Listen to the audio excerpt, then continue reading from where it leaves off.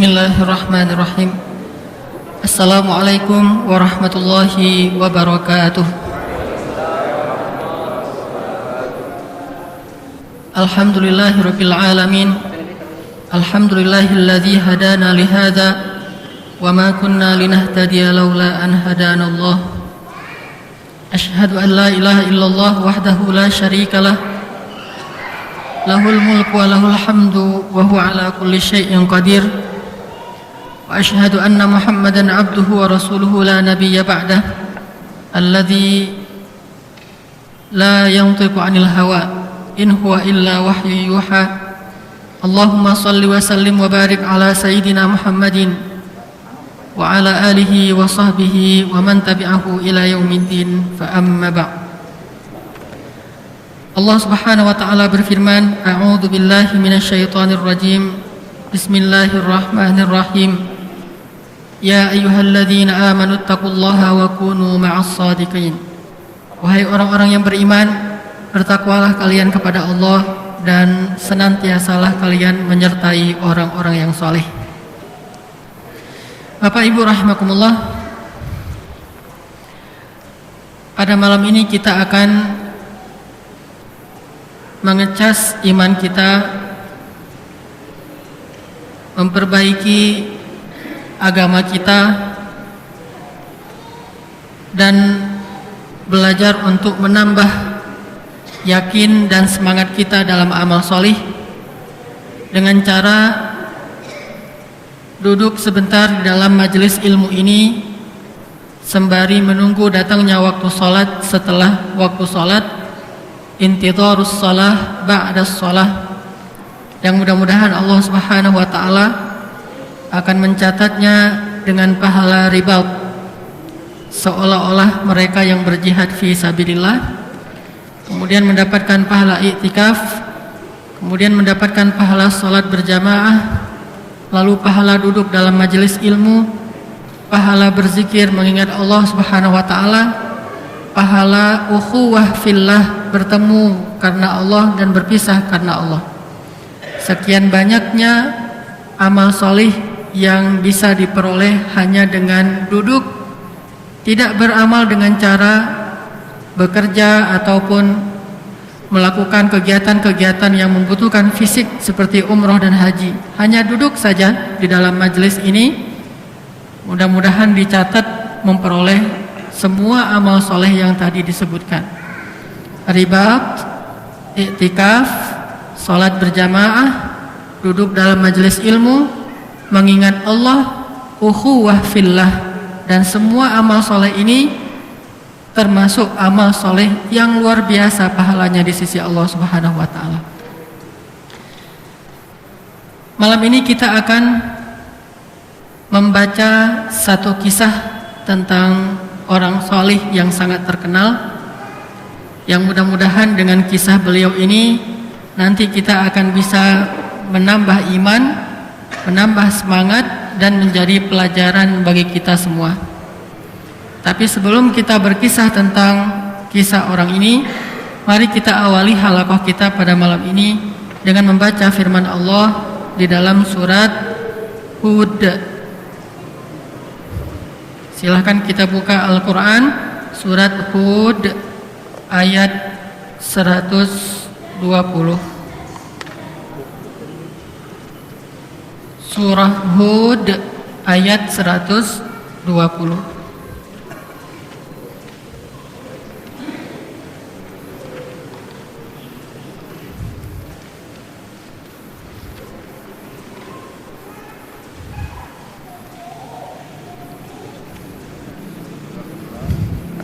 Surat Hud ayat 120. A'udzu billahi minasy syaithanir rajim.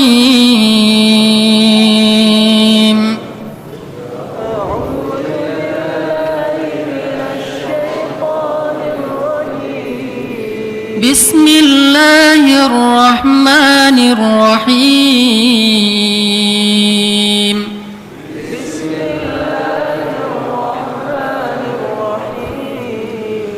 Wa kullan naqussu عليك من أنباء الرسل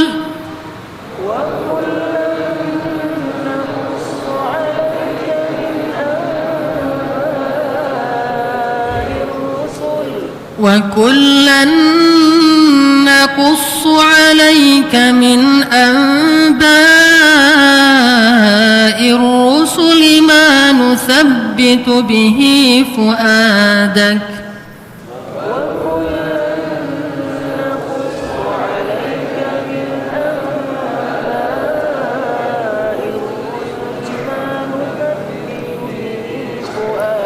وكلا نقص عليك من أنباء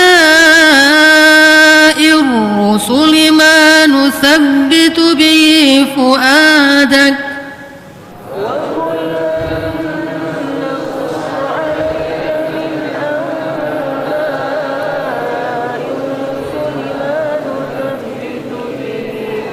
وجاءك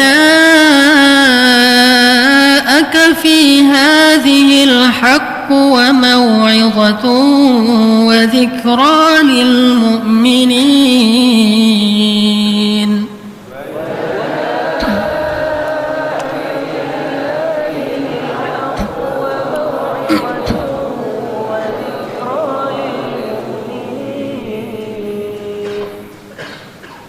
Dan demikianlah setiap kami kisahkan kepadamu di antara kisah-kisah para utusan agar bisa dengannya menguatkan hatimu. Dan telah datang di dalam kisah-kisah tersebut kebenaran dan nasihat serta peringatan bagi orang-orang yang beriman. Meskipun yang disebutkan di dalam ayat ini adalah kisah-kisah para rasul, kisah para anbiya, akan tetapi para ulama juga memahami bahwa salah satu di antara cara untuk ihya'ul qulub, menghidupkan hati dan jiwa kita adalah dengan membaca kisah-kisah orang soleh. Baik orang soleh itu dari kalangan para nabi atau para pengikut nabi atau yang datang setelah mereka yang tidak sezaman dengan nabi. Dalam kisah-kisah itu ada kebenaran, bukan cerita, dongeng, bukan fiksi, bukan omong kosong, bukan tahayul, bukan mitos, bukan khurafat, bukan cerita rakyat, tetapi hak, kebenaran, realita, sehingga tidak bisa dipungkiri dengan mengatakan itu mah cuma cerita. Tidak. Tetapi ini kisah yang benar-benar terjadi. Itulah identik salah satu kekhususan dari kisah-kisah Al-Quran, hadis dan para ulama. Mereka tidak mengisahkan sesuatu yang sifatnya fiksi, tidak pernah terjadi, hanya khayalan. Seperti kisah 1001 malam yang sebagian besarnya adalah fiksi, atau kisah-kisah mitos dari nenek moyang yang sebagian besarnya bahkan mungkin seluruhnya adalah fiksi. Tetapi yang akan kita baca adalah kisah al-haq yang benar-benar terjadi. Dan tentang orang-orang yang solih, bukan tentang orang-orang yang diragukan kesolehannya, apalagi diyakini kedurhakaannya. Itu tidak perlu dikisahkan, kecuali hanya sekedar mengambil contoh pelajaran saja. Yang ingin kita ambil pelajaran yang lebih besar, yang ingin kita lebih kenal, yang ingin lebih kita pelajari adalah kisah-kisah orang yang solih. Kebenaran, kesolehannya benar, waraknya benar, keilmuannya benar, kemudian ketakwaannya benar, bahkan diakui oleh Al-Quran, diakui oleh Al-Hadis, atau diakui oleh para ulama. Di dalam kisah-kisah yang benar ini ada mau'izah, ada nasihat, dan sebaik-baik nasihat itu adalah kisah. Sebagaimana Nabi SAW sendiri sering mendapatkan nasihat dari Allah lewat kisah-kisah. Ketika beliau dalam keadaan sedih karena dakwah beliau yang ditentang, maka Allah menasihati Nabi dengan kisah Nabi Nuh, menasihati Nabi dengan kisah Musa, menasihati Nabi dengan kisah Ibrahim, menasihati Nabi dengan kisah-kisah. Bisa kita temukan di banyak surat Al-Quran, yang nanti kesimpulannya adalah, wahai Muhammad, bukan cuma kamu sendiri yang pernah mengalami pahitnya dakwah seperti ini. orang-orang sebelum kamu pun, para anbiya dan rasul sebelum kamu pun pernah mengalaminya. Dan walaqad kudzibat rusulun min qablika fasabaru wa udzu hatta atahum nasruna.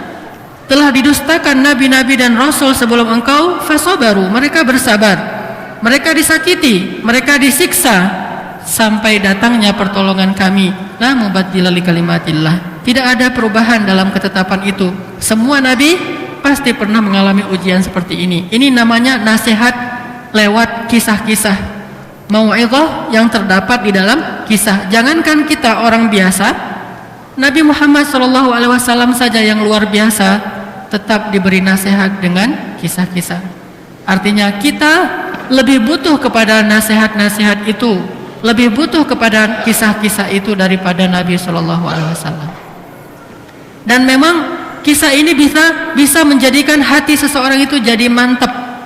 Arti hatinya mantap itu imannya jadi kuat, semangatnya jadi bertambah, bisa membuat dia lebih sabar, bisa membuat dia lebih lapang dada dengan membaca kisah-kisah. Langsung bisa masuk ke hati ketimbang hanya dengan membaca perintah dan larangan. Makanya banyak-banyaklah membaca kisah dan bacakan itu kepada keluarga kita, anak-anak kita. Sesungguhnya membaca kisah-kisah ini akan membuat mereka menjadi lebih baik kejiwaannya, akan menumbuhkan semangat dalam diri mereka sebelum kisah-kisah yang lain dibacakan kepada anak-anak kita. Di sekolah dibacakan kisah, misalnya ada kisah Entong, entah siapa Entong ini ya, yang disebutkan dalam sebuah buku dongeng, memancing di kali terus ketemu dengan putri duyung. Ini kisah fiksi dan hanya membuat jiwa seorang anak itu banyak beramani, berangan-angan, berandai-andai sesuatu yang tidak ada kenyataannya. Atau nanti mungkin malam jam 9, jam setengah 9 malam disampaikan kisah-kisah tentang Mahabharata atau apa yang banyak di TV sekarang, semua orang menontonnya. Kisah-kisah ini hanya membuat anak-anak jadi bingung dengan kebenaran, karena kebenaran di situ banyak chaosnya, banyak kontradiksi antara satu dengan yang lain. Atau dalam bentuk film-film kartun heroik, yang bahkan kalau sekarang film kartun tidak lagi menanamkan sisi heroismenya. Kalau di zaman saya kecil, film-film kartun itu yang ditanamkan adalah sisi heroismenya. Kalau sekarang tidak lagi, sudah mulai kepada pendewasaan dari sisi psikologis dengan mengenal cinta dan pacaran. Film-film kartun, termasuk kartun misalnya ada kartun si Barbie, ada yang paling terkenal kemarin Frozen. Coba perhatikan, yang ditanamkan bukan lagi heroismenya, yang ditanamkan adalah tentang love dan hubungan antara yang tidak halal antara laki-laki dengan perempuan.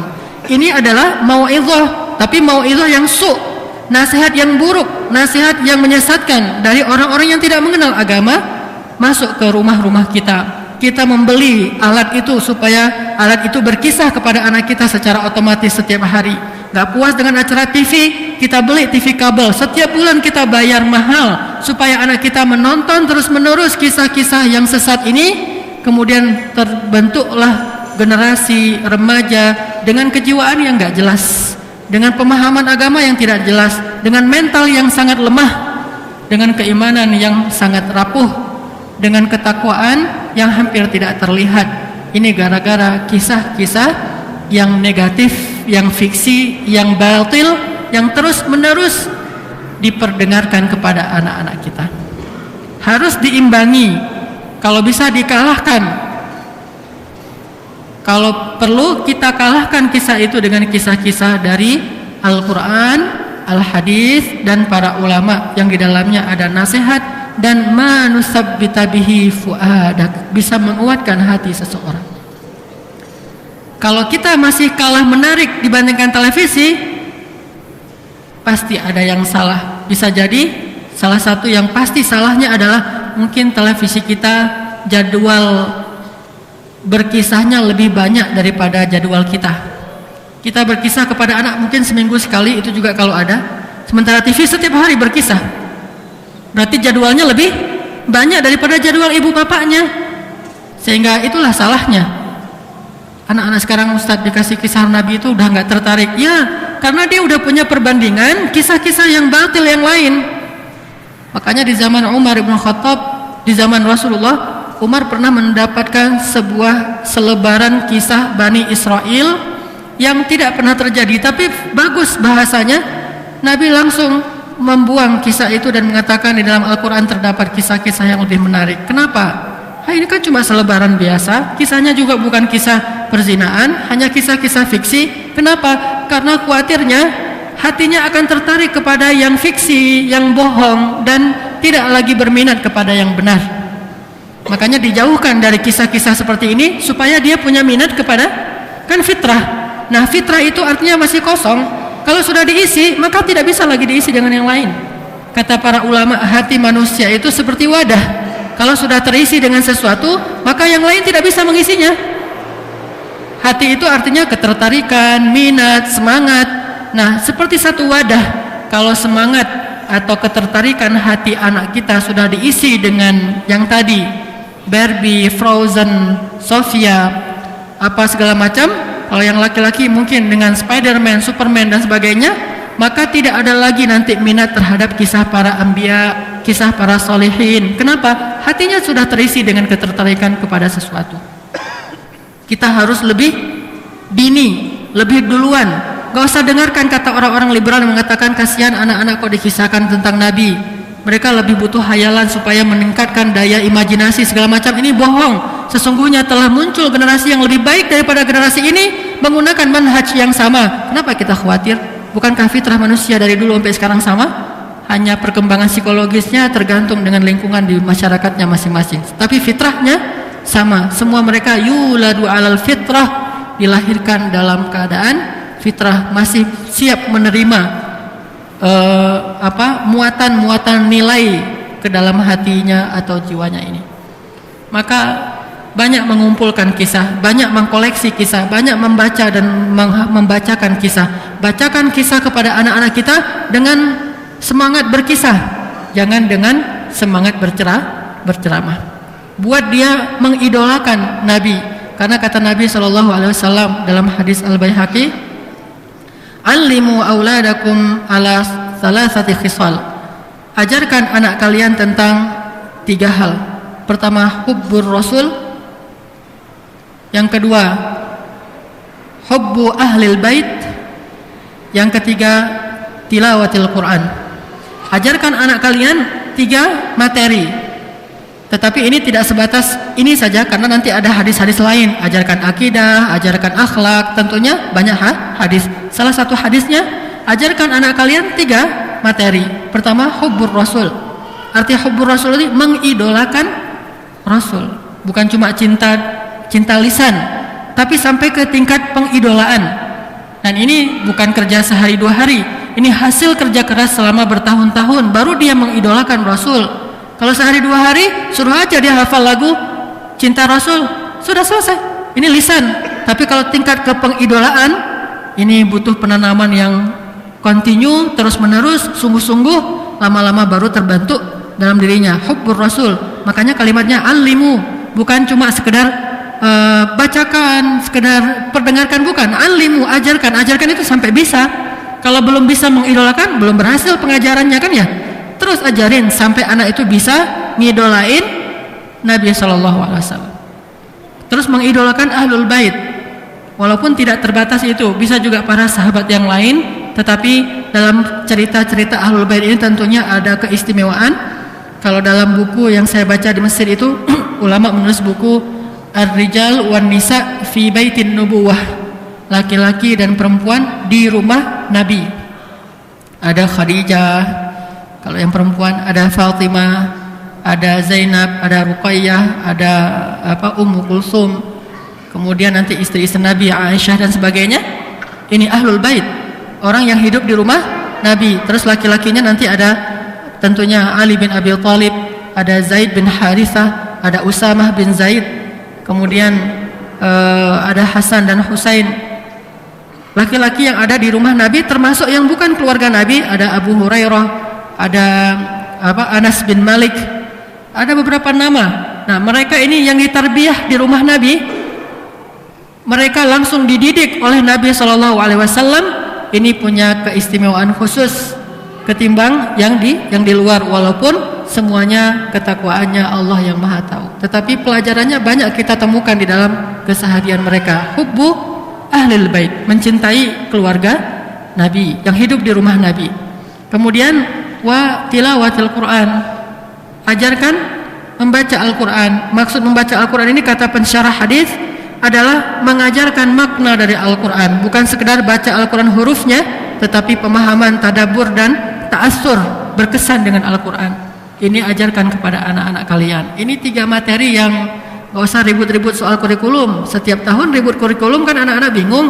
Ini gak usah ribut lagi, kurikulumnya udah paten dari zaman Nabi sampai sekarang, dan sudah banyak generasi yang membuktikan kesuksesan dengan kurikulum itu. Salah satunya yang hari ini akan yang malam ini kita bahas, yaitu kisah seorang ulama besar yang sangat fenomenal, yang menulis sebuah karyanya adalah karya yang paling hebat nomor 2 dalam dunia Islam. Tidak ada buku dalam sejarah Islam, tidak ada mushaf, tidak ada lembaran yang lebih benar setelah Al-Quran daripada karya ulama ini. Siapakah beliau? Siapa beliau? Al-Bukhari. Tidak ada mushaf atau lembaran di muka bumi ini yang lebih benar setelah Al-Quran selain kitab Sahih Al-Bukhari pada masa kita. Kalau sebelum masa Al-Bukhari tentunya ada banyak tulisan yang lain, tapi setelah zaman Al-Bukhari, kitab nomor 2 tersahih setelah Al-Quran adalah Sahih Bukhari. Jadi Al-Quran, Sahih Bukhari. Coba bayangkan betapa fenomenal dan betapa dahsyatnya ulama ini. Setelah Al-Quran, Sahih Bukhari. Karena hadis ini banyak, Al-Quran hadis, dan di antara sekian banyak hadis, yang derajatnya paling tinggi adalah hadis dalam kitab Sahih Bukhari. Maka kita akan belajar mengenal atau mengulang lagi ingatan kita tentang Imam Al-Bukhari rahimahullah ini, supaya mudah-mudahan kita mengambil manfaat dan nasihat. Saya bacakan beberapa hal tentang beliau. Yang pertama, nama asli beliau bernama Muhammad bin Ismail bin Ibrahim Al-Bukhari. Ini nama singkatnya. Nama panjangnya pasti panjang sekali. Ada julukannya, kunyahnya Abu Abdillah, Bapak Abdullah, tapi yang lebih terkenal adalah Imam Al-Hafiz Al-Bukhari atau Imam Al-Bukhari, tapi nama aslinya adalah Muhammad. Nama asli beliau Muhammad. Nama bapak beliau Ismail. Jadi bagus ini namanya. Satu keturunan Muhammad adalah anaknya Ismail, keturunan Ismail. Maka benar beliau menamakan nama anaknya, seorang laki-laki yang solih namanya Ismail, menamakan anaknya Muhammad. Berarti dia faham sejarah, menamakan anaknya Muhammad bin Ismail, dan itu benar sekali. Sama dengan Muhammad bin Ibrahim, yang agak nggak pas. Muhammad bin misalnya Ishak, itu kan beda garis ya. Secara sejarah wajar, boleh saja sih, sah-sah aja. Cuma secara sejarah nggak ketemu gitu. Muhammad bin Ishak, Muhammad bin Zakaria, Muhammad bin Yahya kan beda nih. Boleh saja, tapi ini jelas menunjukkan orang tuanya ini bukan orang sembarangan. Berarti orang tuanya ngerti agama. Dari nama seseorang kita bisa lihat siapa keluarganya. Kalau nama anaknya misalnya pernah ada teman saya namanya perempuan, namanya Wakhaliyah Chevrolet. Wakhaliyah Chevrolet, perempuan. Kenapa kok namanya Wakhaliyah? Entah apa arti Wakhaliyah dalam bahasa Arab, tidak ada. Ini termasuk bahasa yang palsu, seolah-olah bahasa Arab, karena ada ahnya dan ada khoknya. Wakhaliyah Chevrolet. Kenapa kok Chevrolet? Karena bapaknya lagi demam mobil Chevrolet, pengen banget punya mobil Chevrolet, akhirnya kasih nama anak Wakhawakhalia Chevrolet. Ini bisa ketahuan gimana keluarganya. Sebagaimana juga ada orang yang memberi nama anaknya dengan nama-nama tokoh, maka juga bisa ketahuan siapa keluarganya. Ada anak kembar 2 laki-laki, langsung ayahnya ngasih nama siapa? Yang satu dikasih nama Ismail, yang satu lagi dikasih nama Ishak. Ini berarti ngerti banget tentang sejarah. Makanya dari penamaan terhadap anak bisa ketahuan siapa keluarganya. Bapaknya bernama Ismail, nama yang baik. Kemudian anaknya dikasih nama Muhammad, orang yang terpuji, nama yang sangat baik, walaupun lebih terkenal dengan nama Imam Al-Bukhari. Sebagaimana kunyah atau julukan beliau adalah Al-Bukhari, berarti beliau berasal dari kota Bukhara,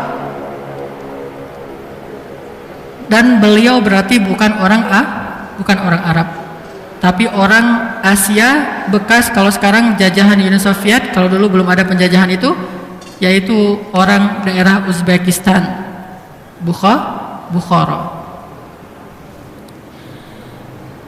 Keluarga Imam Bukhari ini adalah aslinya berasal dari Iran, orang Persia. Asli nenek moyang beliau berasal dari Persia. Bahkan kakek buyut beliau adalah seorang penyembah api. Jadi orang syirik, beragama Majusi. Kemudian kakek beliau masuk Islam, lalu ayahnya adalah seorang muslim yang solih, kemudian menikah dengan seorang muslimah yang solehah, akhirnya punya anak yang bernama Muhammad bin Ismail yang soleh ini. Pada tahun berapa beliau lahir? Beliau lahir pada tahun 100 berapa? 194 Hijriah. Berarti beliau hidup di zaman keempat sahabat tabi'in. Ini udah generasi setelah tabi'in, generasi yang keempat. Sudah hampir 200 tahun sejak masa hijrahnya Nabi SAW ke Madinah. tahun 194 Hijriah. Imam Al-Bukhari ini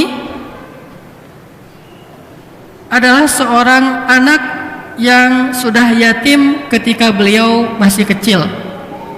Anak yatim. Artinya yang mendidik Imam Al-Bukhari sampai beliau dewasa adalah ibunya, kemudian guru-gurunya.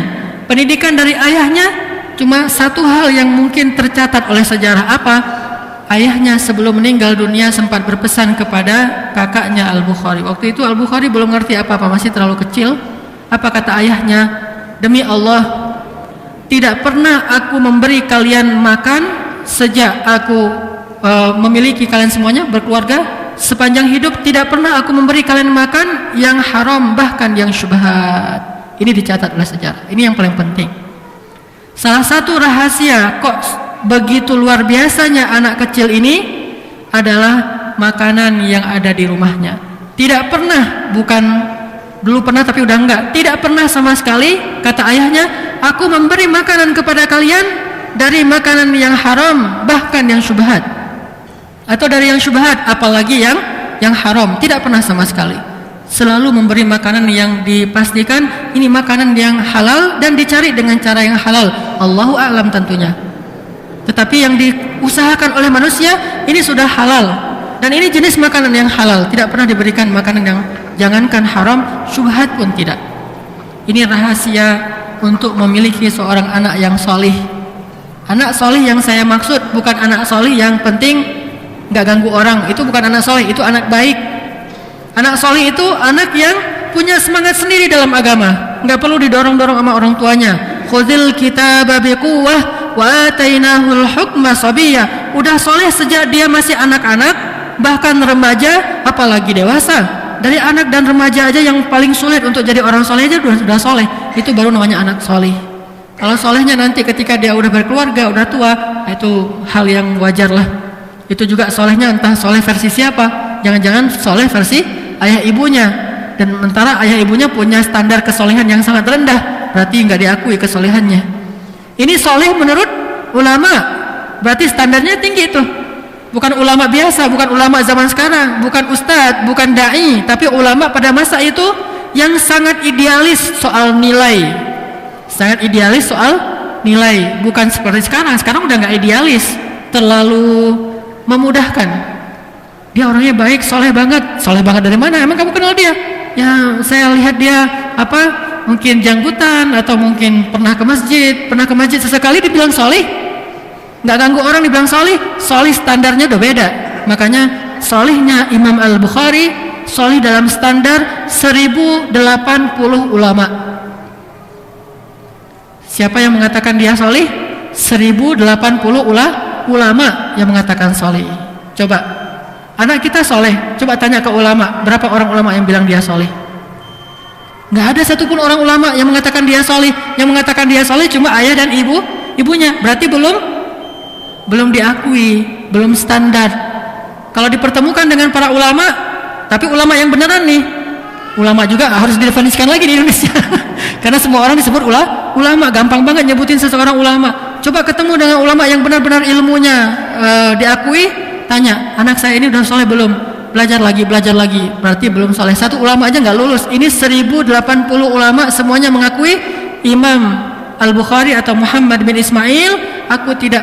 Pengakuannya bukan orang soleh. Aku tidak pernah di zaman ini melihat orang yang lebih soleh daripada Muhammad bin Ismail. Jadi bukan orang soleh, orang tersoleh di zamannya.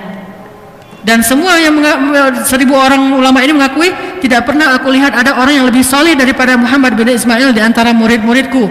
Tidak ada orang yang lebih warok, tidak ada orang yang lebih takwa. Berarti ini benar-benar soleh. Gimana caranya mendapatkan anak kayak gini? Salah satu rahasianya dari ayahnya adalah rizki yang halal, tidak dicampur dengan yang syubhat, apalagi yang haram. InsyaAllah nanti kita lanjutkan setelah sholat isya. Kisah mengenal imam hadis, yaitu Imam Muhammad bin Ismail bin Ibrahim Al-Bukhari. Tadi kita berbicara tentang keluarga beliau, bahwa beliau bukanlah orang Arab yang sudah fasih berbahasa Arab sejak kecil, tetapi orang Asia yang tentunya butuh kesungguhan yang lebih dari keluarganya untuk mengajarkan beliau bahasa Arab. Sulit bagi beliau untuk belajar hadis kalau beliau belum paham bahasa Arab. Tetapi itu bukan halangan bagi keluarga mereka. Sehingga kalau kita tahu bagaimana keilmuan beliau yang bukan hanya di bidang hadis, tapi juga di bidang akidah, akhlak, ibadah, karena memang hadis ini adalah referensi syariat kita, maka ilmu beliau di bidang yang lain juga luar biasa diakui di zamannya. Walaupun yang paling menonjol adalah dari sisi hadisnya. Seseorang kalau sudah mengerti Al-Quran dan hadis, maka sudah mengerti agama. Karena Al-Quran dan hadis itu referensinya fikih, referensinya akidah, referensinya akhlak, referensinya ibadah, referensinya semua urusan dalam agama kan ngambilnya dari Al-Quran dan hadis. Sehingga ketika seseorang faham Al-Quran, maka insya Allah dia sudah faham agama. Apalagi kalau seseorang ditambah dengan faham hadis, insya Allah orang yang faham hadis ini faham Al-Quran, karena hadis itu penunjang bagi kita untuk mengerti Al-Quran. Sulit bagi seseorang mengerti Al-Quran kalau dia tidak membaca hadis Nabi SAW. Sama seperti orang yang membaca teks Al-Quran tetapi tidak berguru kepada ulama, sehingga susah bagi dia untuk mengerti Al-Quran. Imam Al-Bukhari dari keluarga yang bukan orang Arab. Orang tuanya adalah orang yang soleh. Setidaknya kesolehannya adalah dalam menjamin rezeki yang halal untuk anak-anaknya. Sehingga ketika ayahnya Ismail sakit keras, maka ayahnya mengatakan, demi Allah, tidak ada satupun di dalam harta-hartaku ini sumber yang syubhat, apalagi yang haram. Ini yang paling penting untuk kita jamin dalam mendidik anak yang soleh. Ditambah lagi nanti dengan doa seorang ayah kemudian baru doa seorang ibu. Karena doa seorang ayah itu tidak ditolak, kata Nabi. Makanya banyak-banyak berdoa sebagai ayah untuk anaknya. Rabbi habli minas solihin, fahabli min ladunka waliya, waj'alhu rabbi radiyya. Nah, Nabi Yahya ini adalah buah dari doa Zakaria. Nabi Ismail dan Ishak buah dari doa Ibrahim. Nabi Sulaiman buah dari doa Daud. Nabi Isa buah dari doa Imran dan istrinya, kemudian Maryam. Ini menunjukkan bahwa peran orang tua itu sangat penting. Kesolehan orang tua inilah yang menjadi modal dari kesolehan anak. Jadi agak jarang kita dengar cerita anaknya soleh dengan orang tua yang tidak soleh, itu jarang. Itu hanya hal-hal yang sifatnya khusus, tidak bisa dijadikan sebagai standar untuk tarbiyah kepada keluarga. Hanya terkadang saja kayak gitu. Tapi rata-rata anak yang soleh pasti memiliki orang tua yang soleh, walaupun mungkin tingkat keilmuannya tidak seperti anaknya. Tapi modal kesolehan yang artinya taat beragama itu udah penting. Gak harus orang tuanya ulama, karena bapak dan nenek moyangnya Al-Bukhari pun bukan ulama. Tetapi ketika orang tuanya punya ketaatan kepada Allah, maka itu bisa melahirkan seorang anak yang ulama besar, bahkan setingkat dengan para sahabat Nabi SAW. Jadi kalau di zaman sahabat itu kita mengenal Abu Hurairah, maka setelah zaman itu mengenal Al-Bukhari. Imam Al-Bukhari ini ketika masih kecil beliau diuji oleh Allah Subhanahu wa taala dengan penyakit di matanya, sehingga tiba-tiba beliau menjadi buta. Jadi masih kecil beliau buta, tidak bisa melihat. Lalu ibunya yang solehah terus berdoa kepada Allah, tidak henti-hentinya. Ini pelajaran yang lain dari keluarga beliau. Ayahnya menjamin rezeki yang baik, ibunya seorang yang tidak berputus asa dalam berdoa. Terus meminta, ya Allah, sembuhkanlah penyakit di mata anak saya, agar dia bisa membaca ayat-ayatmu dan hadis-hadis nabimu. Ini doanya. Makanya kalau minta kepada Allah itu harus punya niat yang baik, yang kuat, sehingga Allah kabulkan. Jangan cuma, ya Allah sembuhkan matanya biar dia seperti anak-anak yang lain. Ini mah gak kuat, biasa-biasa aja lah. Ya Allah sembuhkanlah matanya biar dia gak diejek sama teman-temannya, kan biasa aja tuh kan ya. Masalah diejek aja masuk dalam doa.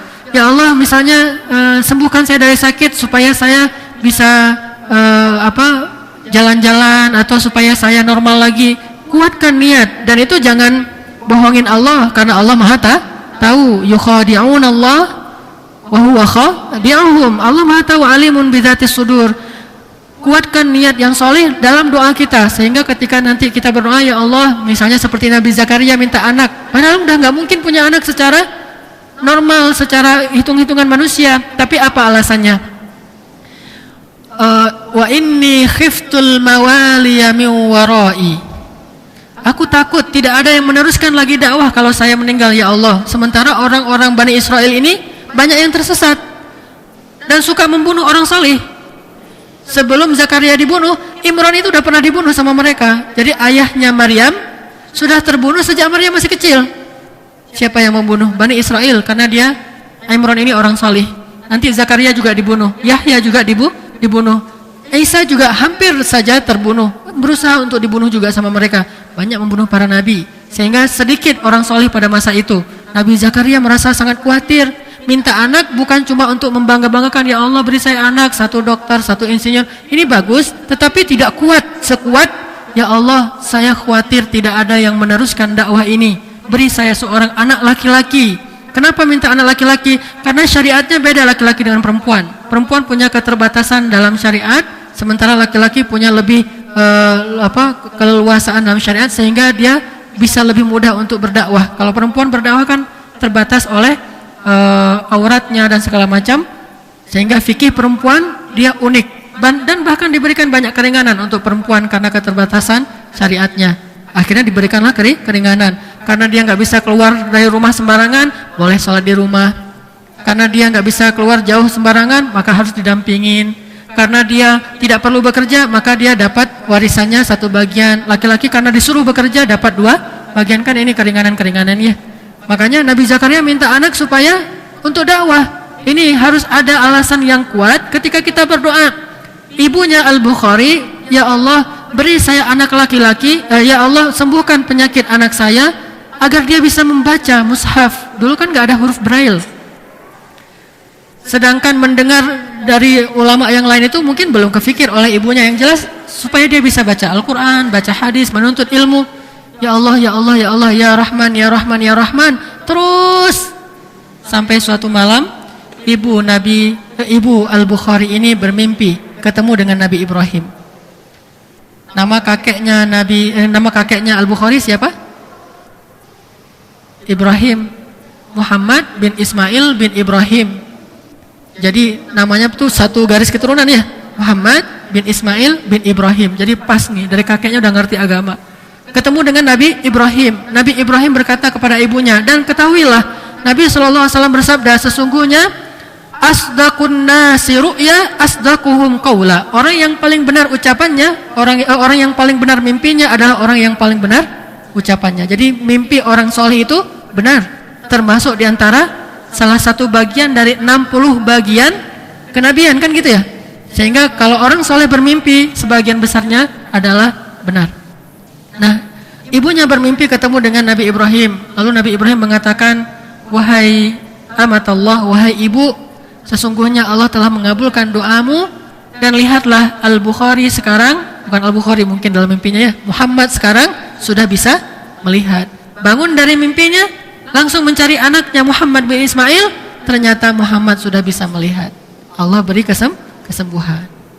Karena doanya itu punya motivasi yang kuat, punya alasan yang kuat. Sama seperti tokoh pendiri gerakan Hamas yang bernama Syekh Ahmad Yasin. Ini adalah buah dari doa ibunya.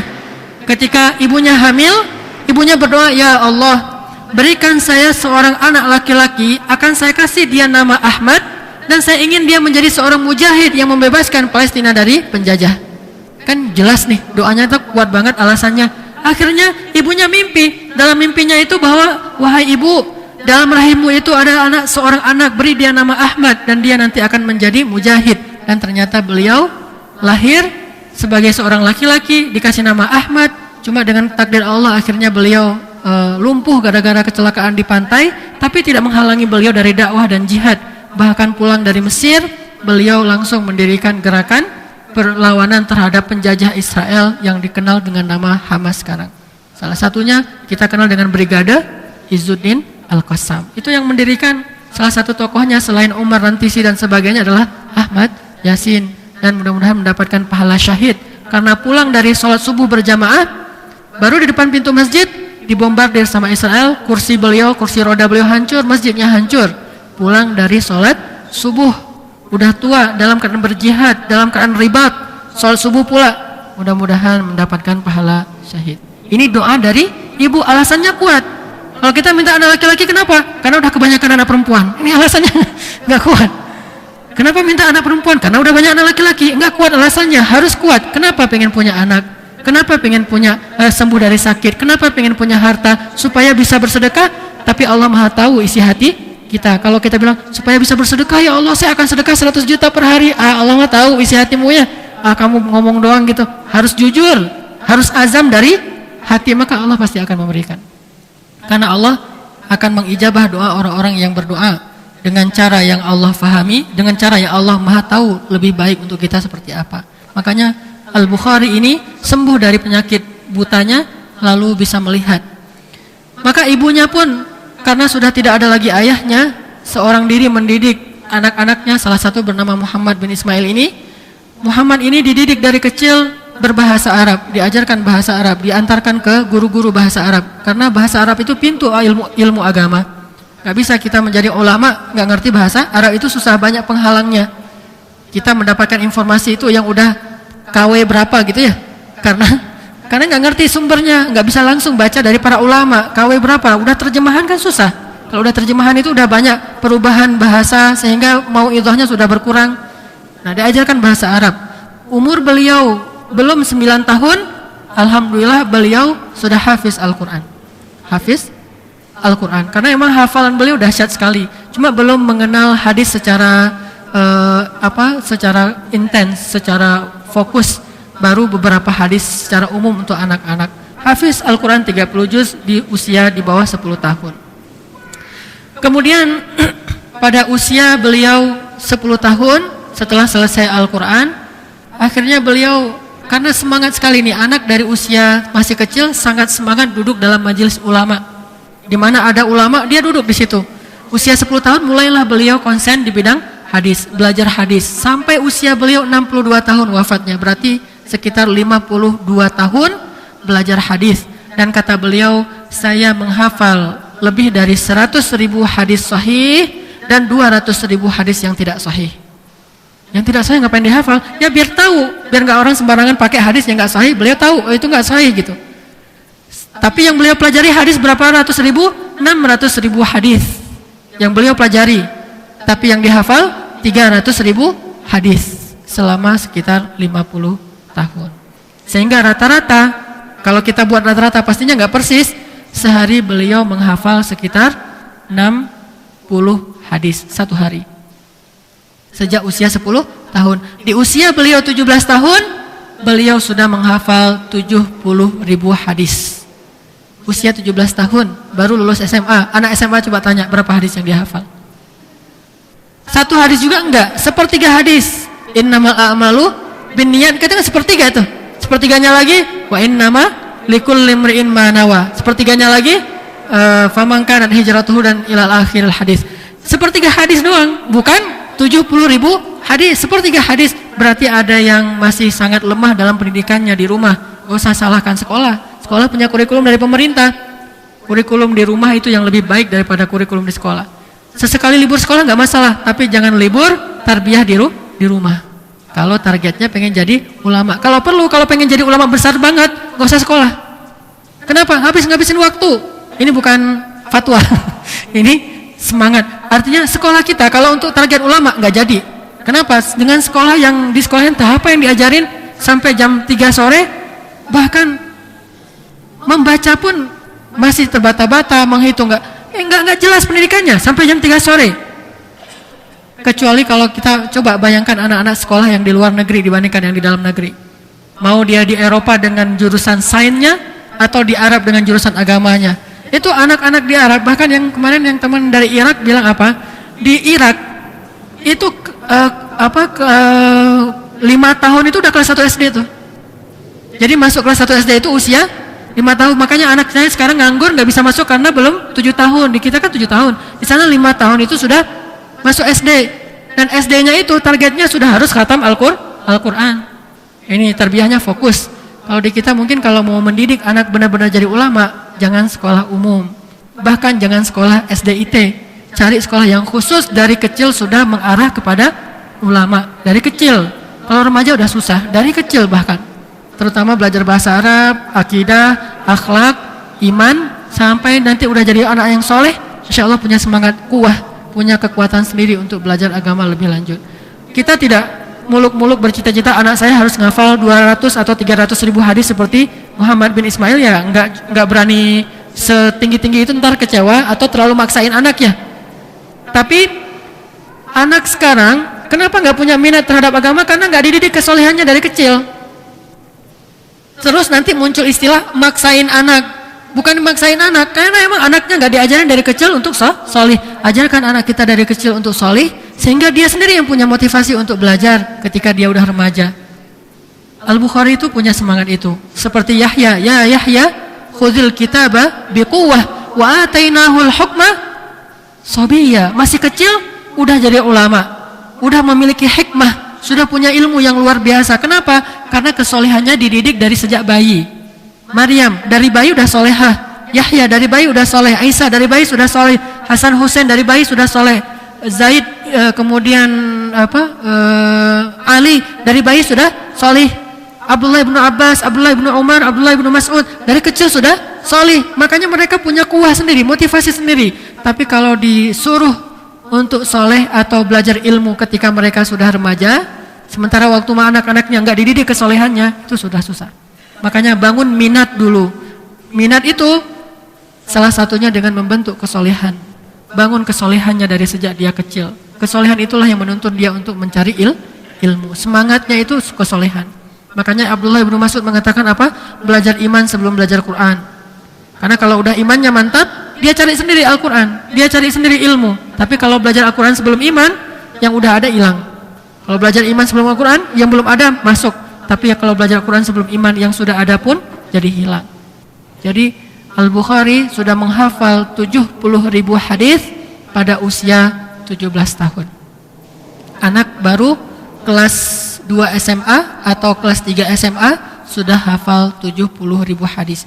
Dan 70.000 hadis ini mereka tidak menghafal matannya saja. Pada masa itu yang disebut dengan menghafal hadis adalah menghafal matan dan riwayat sanadnya. Itu baru namanya menghafal hadis. Kalau sekarang kan cuma menghafal matan. Itu juga kadang dipotong-potongkan ya. Kayak misalnya hadis tentang al-ajalatu minasyaiton. Terburu-buru itu termasuk perbuatan syaitan. Itu kan potongan hadis. Kalau utuhnya hadis gimana? At-tabayyun minallah wal ajalah minasyaiton. Klarifikasi itu dari Allah dan terburu-buru itu dari syaitan. Kalau kita baca satu hadis yang utuh baru kita paham maksud terburu-buru di sini apa? Terburu-buru dalam menerima informasi isu. Itu maksud terburu-buru di sini. Tapi kalau enggak kita hafal hadis yang utuh, semua terburu-buru dari syaitan. Orang terburu-buru misalnya untuk melakukan amal soleh, jangan terburu-buru mah dari syaitan. Ini gara-gara ngafal hadisnya aja sebagian kecil saja dari hadis. Makanya kalau mereka yang disebut hafal hadis itu bukan ngafal matan, bukan teks, tapi teks dan riwayatnya. Dari siapa hadis ini? Si fulan itu ngambilnya dari siapa? Si siapa itu ngambilnya dari siapa? Terus dihafal nama-namanya. Al-Bukhari mengatakan tidak ada satupun hadis yang saya hafal kecuali saya hafal nama-nama rijal. Maksudnya nama-nama periwayatnya saya hafal. Bukan cuma hafal nama periwayat, tahu orang ini bagaimana, itu 70.000 hadis. Gimana usia 7 tahun? Kan dari 10 tahun sampai 17 berarti 7 tahun menghafal 70.000, berarti setahun 10.000 hadis. Coba, berarti nggak jadi 60 hadis sehari. Setahun 10.000 hadis. Sehingga 7 tahun 70.000 hadis ngafalnya. Dengan nama rijal, dengan nama-nama perawinya. Berarti dari situ bisa kita bayangkan betapa sibuknya Muhammad bin Ismail dengan ilmu. Kalau sehari aja ngafal 10.000 hadis, betapa sibuknya setiap hari beliau dengan ilmu. Ini yang disebut dengan asyabab, pemuda yang tumbuh dalam ketaatan kepada Allah. Ini yang disebut dengan pemuda yang tumbuh dalam ketaatan kepada Allah. Salah satu di antara 7 golongan yang mendapatkan naungan nanti di padang mahsyar dari Allah, yaitu para pemuda yang tumbuh dalam ketaatan kepada Allah. Itu salah satu contohnya Al-Bukhari.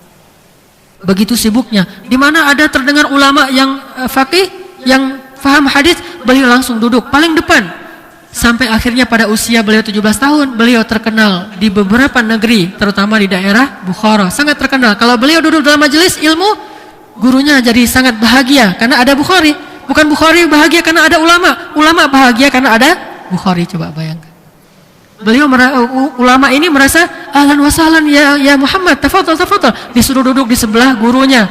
Kalau gurunya salah, dia benerin. Usia 17 tahun sudah bisa menjadi asisten ulama. Pada masa itu, asisten itu enggak sembarangan. Yang disebut dengan asisten orang-orang sekelas ini nih. Kalau sekarang asisten mah siapa aja bisa jadi asisten, bahkan jadi ulama pun siapa aja bisa. Kalau itu untuk jadi asisten ulama aja minimal ngafal 17.000 hadis, coba 70.000 hadis, itu baru jadi asisten ulama. Sehingga sesekali ulamanya salah riwayat, beliau memberitahu dengan tawadhu'nya, dengan menjaga adab dan akhlaknya. Sehingga setiap ulama pada masa itu senang kalau ada Bukhari duduk dalam majelis mereka. Biasanya majelis ilmu itu jadi luar biasa karena ulamanya. Kalau ini karena muridnya. Majelis ilmu jadi luar biasa karena muridnya, yaitu salah satunya bernama Al-Bukhari. Tentunya yang seleting dengan beliau juga nggak kalah luar biasanya, cuma mungkin yang terkenal kan Allah memberi kemasyhuran kepada nama-nama tertentu, dan yang lain mungkin tidak terlalu terkenal tapi ilmunya juga nggak kalah banyak. Sehingga para ulama mengatakan jangan hanya berpikir bahwa ulama-ulama yang terkenal itu adalah yang paling banyak ilmu di masanya. Bisa jadi yang tidak terkenal tetapi lebih banyak ilmu daripada yang terkenal. Allahu a'lam. Yang jelas ini majelis mutiara-mutiara, lu'lu' wal marjan. Salah satu yang terkenal di antara lu'lu' itu adalah Muhammad bin Ismail al-Bukhari. Dan saya bisa merasakan suasana itu karena pernah berada di tengah-tengah orang-orang yang cerdas-cerdas, soleh-soleh, pemuda di Mesir dan di Mekah Madinah. Jadi bisa ngerasain gimana aura mereka. Anak yang masih remaja, pintar, soleh. Kan susah ketemu nih. Remaja, pintar, soleh, biasanya udah tua, soleh, nggak pintar-pintar amat. Atau pintar tapi nggak soleh. Atau pintar dan soleh, cuma nggak muda, udah tua gitu. Susah menemukan tiga hal ini. Muda, pintar, soleh, dan pastinya ganteng. Itu nggak usah dibahas lagi. Karena rata-rata orang yang soleh dan pintar itu ganteng. Dan teman-teman saya di Mesir yang pintar dan soleh itu rata-rata ganteng semua. Saya kagum dengan fisik mereka yang kan orang Arab ya, fisiknya bagus-bagus dan rata-rata orang-orang yang udah tahu cara megang senjata, artinya udah wajib militer kan Mesir mah. Usia lulus SMA sudah langsung latihan militer setahun. Jadi fisiknya udah bagus, megang senjata udah bisa, ribatnya udah ngerti, ilmunya rata-rata sudah hafiz, udah belajar hadis, ngafal buku itu kayak kita makan cemilan coba. Semangat ngafal buku kayak kita semangat makan cemilan. Anak-anak kita kan kalau ngemil itu luar biasa semangatnya ya, atau ngegame gitu. Itu anak-anak Mesir kayak gitu ngafal buku. Jadi ngafal buku tuh gini-gini. Selesai. Terus saja saya lihat di Masjid Al-Azhar. Kalau kita pergi ke Mesir, coba pergi ke Masjid Al-Azhar jam 7, jam 8 pagi tuh banyak di pojok-pojok mereka gini-gini. Bukan sedang beribadah di tembok ratapan seperti orang Yahudi. Itu mah nggak ada entah apa yang diucapkan. Kalau ini jelas. Ini yang diucapkan ilmu, gini langsung. Dapat lagi. Dalam sehari entah berapa puluh halaman, hafal bukan baca. Kita coba berapa halaman membaca buku dalam sehari. Membaca ya, bukan ngafal. Mereka ngafal karena bagi mereka ilmu itu dijaga dengan hafalan. Berpikir nanti kalau udah fakih. Kalau sekarang belum apa-apa udah mikir, entah apa yang dipikir. Kalau mereka ngafal dulu baru berpikir. Kalau sekarang mikir dulu baru ngafal. Gimana cara ngafal ya? Mikir kan? Gimana ya cara biar bisa ngafal Quran? Gimana ya cara bisa ngafal hadis? Kan mikir dulu baru ngafal ya? Hafal dulu baru mikir. Hafal, udah banyak hafalan ntar mikirnya nggak kayak gitu lagi. Udah berubah, udah lebih bijaksana dalam berpikir. Makanya ucapan-ucapan mereka juga udah kayak anak udah usia orang dewasa. Yahya alaihissalam kan ya, seorang anak kecil usia di bawah 7 tahun udah bisa ngomong, sesungguhnya kita tidak diciptakan untuk bermain-main. Anak usia, Yahya ayo kita main-main, kata teman-temannya Yahya alaihissalam. Kata Yahya, enggak, saya mau belajar Al-Quran, At-Taurat. Sesungguhnya kita tidak diciptakan untuk bermain-main. Ini anak kecil ngomong kayak gitu. Ada anak kita yang ngomong kayak gitu, kecuali main-main? Sesungguhnya kita tidak diciptakan untuk bermain. Kata siapa? Kata papa. Anak kita kayak gitu kan ya? Ini enggak. Allah, udah ngomongnya kayak gitu. Sesungguhnya Allah, wallahi. Ngomongnya udah serius gitu. Enggak mungkin anak bisa kayak gini kalau dia tidak banyak ilmu. Dan Al-Bukhari sudah menghafal hadis 70.000 hadis di usia dalam kurun waktu 7 tahun saja. 10.000 hadis dalam setahun. Makanya dia sibuk sekali dengan ilmu. Di mana ada ulama, di situ ada Al-Bukhari. Setelah usia 17 tahun, ibunya Al-Bukhari mengajak dia dengan kakaknya untuk berangkat ibadah haji ke Makkah. Waktu itu pergi haji masih gunakan kendaraan yang manual, yaitu hewan. Masih naik onta, keledai, kuda. Sehingga berbulan-bulan dari Bukhara mau sampai ke Mekah. Ternyata sampai di Mekah, Al-Bukhari ini kayak anak-anak kita dibawa ke tempat game-game gitu, ke tempat permainan. Senang banget dia sampai di Mekah. Kenapa? Ketemu dengan lebih banyak ulama lagi yang lebih dahsyat daripada di Bukhara. Gimana enggak? Di Mekah, di Madinah kan ini pusatnya ulama pada masa itu. Basrah, Kufah, Mesir, Syam, Mekah, Madinah, Yaman. Ini pusat-pusatnya ulama nih. Terutama Mekah, Madinah. Sehingga pas dia sampai Mekah Madinah, kayak anak-anak tuh dibawa ke game master atau pusatnya ilmu permainan sekarang untuk anak-anak tuh. Wah, sibuk, seneng banget, hilang, udah lupa sama orang tuanya. Al-Bukhari pas sampai di situ, langsung dia bilang ke ibunya, "Ibu, saya tidak mau pulang. Saya mau menetap di Mekah dan ingin belajar lebih banyak lagi kepada para ulama." Jadi ketemu ulama itu kayak gimana gitu. Ini anak usia 17 tahun yang sekarang biasanya ketemu teman baru lupa orang tua. Ketemu teman hangout, lupa sama ibu bapaknya kan ya. Bahkan lagi jalan sama ibu bapaknya masih sibuk dengan gadget kan ya. Ibu bapaknya sendiri juga dengan gadgetnya, ibunya dengan, dia juga sibuk, masing-masing sibuk-sibuk. Apakah membaca buku, membaca artikel? Enggak, ngegame. Apa ini? Zaman apa ini? Generasi apa? Enggak ada apa-apanya dibandingkan mereka. Lalu mau membanggakan apa kita? Membanggakan produk dari buatan Cina, Korea, dan Jepang ini? Seharusnya kalau kita bisa buat ini baru bangga. Minimal buat aja udah bangga lah. Apalagi kita bisa memanfaatkannya untuk amal soleh. Ini enggak untuk amal soleh, enggak ngebuat juga. Cuma bisa beli. Yang beli juga orang tuanya. Apanya mau dibanggain? Hanya gara-gara hidup di masa era digital. Ini enggak perlu dibanggakan. Era digital bukan era yang segalanya. Yang dibanggakan itu kuntum khayra ummah ukhrijat linnas. Sebaik-baik masa itu masa sahabat. Yang disampaikan oleh Nabi, sebaik-baik manusia adalah masa aku, yaitu para sahabat. Itu baru bangga. Ini era digital bangga. Tapi yang dipakai untuk ngegame doang, buat istana, buat perang, apa segala macam hayalan. Di dalam mobil gini dari usia SD udah terbiah game. Saya sering melihat kejadian ini. Misalnya ada 4 orang, 2 anak, 2 orang tua. Ayah, ibu, si ayahnya nyetir sambil nerima telepon karena sibuk dengan bisnisnya. Si ibunya balas BBM. Sesama ibu-ibu kan ini banyak pembicaraan yang harus di sesama ibu-ibu. Terus anaknya di belakang berdua juga gini. Satu gadgetnya harganya 5 juta, 6 juta, mahal. Udah berapa berarti? Kali 4. Udah 24 juta. Uang harta mereka dipakai semuanya, sebagian besarnya untuk hal yang sia-sia. Kalau mereka dipakai haji sampai di sana, ketemu ulama, duduk nggak mau pulang lagi. Sehingga ibunya Al-Bukhari dan kakaknya pulang lagi ke Bukhara. Bukhari tinggal di Makkah, belajar ilmu di situ. Ketemu ulama, selesai ketemu lagi ulama. Berapa gurunya? 1080 ulama. Berapa ulama yang sudah kita temui dalam hidup kita? Kalau ustadz mungkin banyak, lihat di TV banyak ustadz-ustadznya. Ustadz maksud saya. Tapi kalau ulama, coba berapa? Sedikit sekali. Kalau nggak bisa ketemu orangnya, mungkin udah susah nyari ulama. Karena kita tidak lagi hidup di masa ulama. Dulu kan memang masanya ulama. Kata Nabi, salah satu tanda kiamat, ilmu akan diangkat. Maksudnya, kata Nabi, para ulama diwafatkan. Udah selesai masa itu. Sekarang bukan lagi masa ulama. Sekarang masanya ruwaibidah. Apa arti ruwaibidah? Orang yang nggak ngerti agama berbicara di depan umum. Itulah masanya kita. Sehingga susah nyari ulama.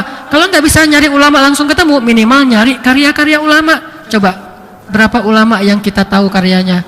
Misalnya Imam Ibnu Katsir, udah baca belum tafsirnya? Minimal sedikit. Atau baca biografi beliau. Lalu ketemu lagi Bukhari, baca biografi beliau. Ibnu Taimiyah, baca biografi beliau. Asy-Syafi'i, baca. Mungkin imam mazhab yang kita, sebagian orang Indonesia juga memakainya aja, kita nggak tahu siapa beliau. Hanya menyebut Syafi'i, tapi nggak tahu siapa Imam Asy-Syafi'i. Maksud siapa Imam Syafi'i ini? Tentang kehidupan beliau, kesolehan beliau, keseharian beliau, tilawah beliau yang merdu, suara beliau yang bagus, hafalan beliau yang luar biasa, kesolehan beliau dalam menjaga aurat. Kenal nggak kita dengan Imam Syafi'i? Ini 1080 ulama. Gimana nggak soleh? Padahal salah satu untuk membeningkan hati itu adalah bertemu ulama. Gimana nggak bening hati beliau ketemu dengan 1080 ulama. Sehingga pas saya baca kitab Sahih Bukhari, apa kata beliau tentang bab iman? Saya sudah bertemu dengan lebih dari 1000 ulama. Semuanya mengatakan bahwa yang disebut dengan iman itu al-qaulu wal amal. Qaulun wa amal, ucapan dan perbuatan. Jadi untuk menyimpulkan satu kalimat saja, beliau harus ketemu 1000 ulama. Dari 1000 ulama yang saya temui, semuanya sepakat bahwa yang disebut dengan iman qaulun wa amal, ucapan dan perbuatan. Bukan cuma bilang saya beriman tapi nggak berbuat apa-apa, tidak beramal saleh. Itu bukan orang beriman. Makanya orang seperti ini hidupnya berkah. Usia 50 tahun lamanya beliau bisa bertemu dengan lebih dari 1000 ulama. Berarti waktunya sangat berkah. Jangan bayangkan dengan zaman sekarang yang dalam sehari kita bisa ke berapa kota, enggak. Dengan masa yang transportasinya sangat sulit waktu itu. Untuk bepergian itu banyak rintangan, banyak halangan. Terus juga secara ekonomi beliau juga bukan orang kaya, bahkan merantau lagi. Beberapa puluh kota beliau kunjungi untuk mencari ulama. Di mana terdengar ada nama ulama, beliau datang ke sana. Semua ulama didatangin. Ini Al-Bukhari. Saking dahsyatnya seorang anak yang remaja ini sudah rajin mencari ilmu. Terus juga kesolehan beliau. Salah satu yang direkam dalam biografi beliau, kesolehan beliau adalah soal lisan. Imam Bukhari ini terkenal orang yang paling gak suka ngomongin orang lain. Beliau lebih suka berbicara tentang Al-Quran dan hadis daripada membicarakan tentang seseorang. Kalau kita lebih suka membicarakan tentang seseorang daripada Al-Quran dan hadis. Sebaliknya, dan jujur aja, dan saya juga ngerasa seperti itu kok. Saya kalau ngomongin tentang orang itu semangat, tapi giliran ngomong Al-Quran dan hadis kok enggak semangat seperti itu. berarti kita masih lemah. Beliau nggak suka bicara tentang seseorang, sehingga beliau dalam doanya, salah satu doa beliau yang paling sering diucapkan, ya Allah, selamatkanlah lisan saya dari membicarakan tentang seseorang yang tidak dia sukai. Ya Allah, pada hari akhirat nanti janganlah engkau celakakan saya dengan lisan saya. Ini doanya Al-Bukhari. Kesolehan beliau. Makanya beliau orang yang sangat takut kepada Allah tentang hari akhirat. Berarti benar beliau seorang ulama. Sebagaimana firman Allah di surat Fatir, innama yakhsyallaha min ibadihi al-ulama. Orang yang paling takut kepada Allah di antara manusia, di antara hambanya adalah para ulama. Jadi kata Nabi, ra'sul hikmah makhafatullah. Puncaknya ilmu itu takut kepada Allah. Jadi seseorang itu disebut ulama bukan hanya dengan punya ijazah, tetapi dia paling takut kepada Allah di antara manusia. Itulah ulama. Makanya Imam Bukhari ini terkenal tentang kesolehan beliau, takutnya beliau kepada Allah Subhanahu wa ta'ala. Kemudian beliau salah satu karyanya yang paling terkenal adalah kitab Fathul Bari Sahih Al-Bukhari. Beliau belajar 600.000 hadis dari 1080 ulama. 600.000 hadis. Dari 600.000 hadis itu kemudian beliau bukukan 7.275 hadis di dalam kitab Sahih Bukhari.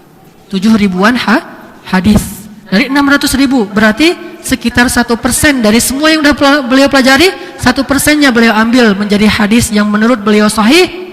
Kemudian dibukukanlah menjadi kitab yang paling sahih setelah Al-Quran di muka bumi. Al-Quran Sahih Bukhari langsung 7.000-an hadis. Berapa lama beliau belajar 600.000 hadis lalu dibukukan jadi 7.000-an hadis? 16 tahun beliau menulis kitab ini. Dan kata beliau apa?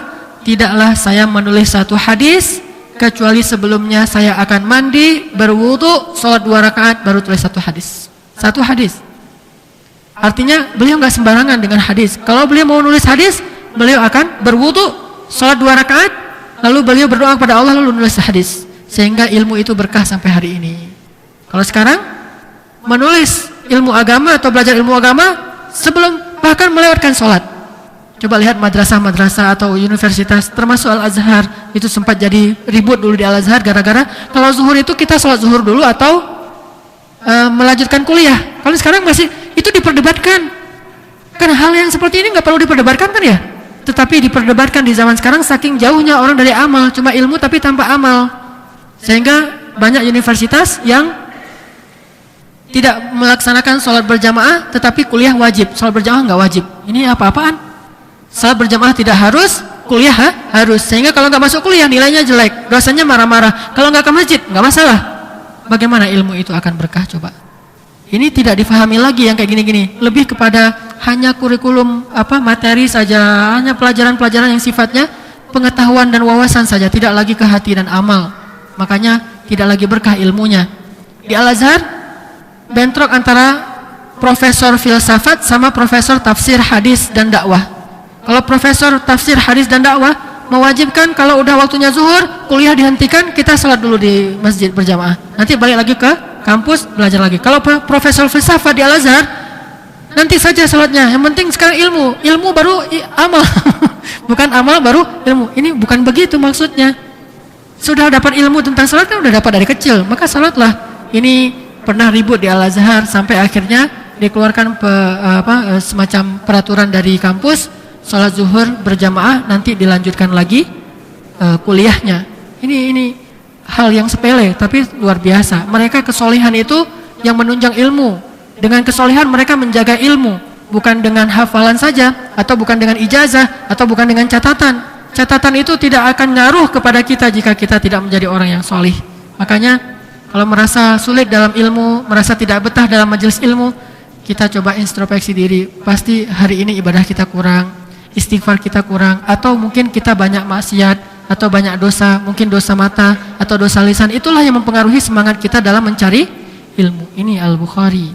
Makanya 16 tahun beliau menulis kitab sahih ini, dan setiap beliau mau menulis hadis beliau berwudu, lalu beliau sholat, lalu meminta kepada Allah, ya Allah berikan saya kemudahan dalam ilmu, sehingga beliau bisa mencatatkan ilmu ini. Mudah-mudahan ini bisa menginspirasi kita, menambah semangat kita mencari ilmu, menjadi nasihat bagi kita. Dan tentunya belum selesai, insya Allah kisah Bukhari jilid 2 akan kita sambung pada pertemuan yang akan datang. Bagaimana masa beliau setelah selesai 17 tahun, kepada apa beliau mengamalkan ilmunya, lalu bagaimana akhir hayat beliau. Sedikit bocoran supaya kita penasaran. Akhir hayat beliau justru berada dalam pengasingan, dimusuhi oleh banyak orang karena fitnah terhadap diri beliau. Nanti akan kita bahas insyaallah pada pekan yang akan datang. Barakallahu li wa lakum. Wassalamualaikum warahmatullahi wabarakatuh.